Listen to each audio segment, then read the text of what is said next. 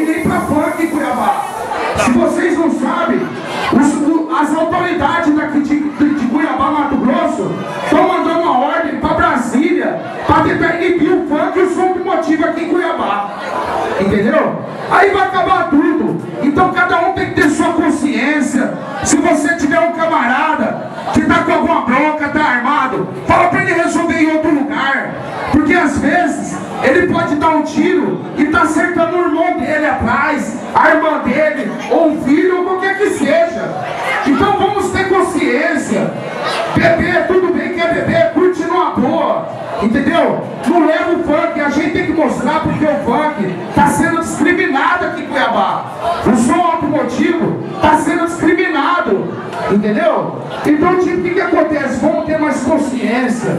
Vamos fazer um funk da paz. Entendeu? Curtição e alegria. Você tá entendendo? Eu falo em nome de todas as casas noturnas, de todos os encontros são motivo de Cuiabá. Você tá entendendo? A gente frequenta e eu vejo várias pessoas daqui nos locais. E eu acho que todos vocês gostam do funk. Então vamos respeitar o próximo. A mulherada tem conscientização, querer ficar brigando, os caras querem dar tiro, e não sei o que, não existe isso aí, irmão.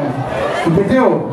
O meu passado não é bonito, só que eu sei cobrar minhas broncas. Eu não boto inocente na frente. Entendeu? Então é isso que eu quero desejar para todo mundo.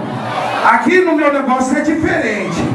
Entendeu? Se um cara chegar de aprontar aqui dentro, eu vou descobrir. Eu vou descobrir e eu vou cobrar. E ele vai se fuder, não tem jeito. Você tá entendendo? Porque nem que eu acabo com tudo. Então, galera, a gente que mexe com o funk quer fazer o máximo pra vocês. Entendeu? Então mais respeito aí, ó. E amizade, amor e paz. Entendeu? Valeu, gurizada. Obrigado pela atenção, viu? Aí uma salva de palmas pro Pinheirinho, galera. É, porque a gente tem que manter o nosso domingão aí, né, galera? Produção, muita mulher bonita aí, uns vamaiados aí, matando o cachorro aqui com a vez. E vamos que vamos, né?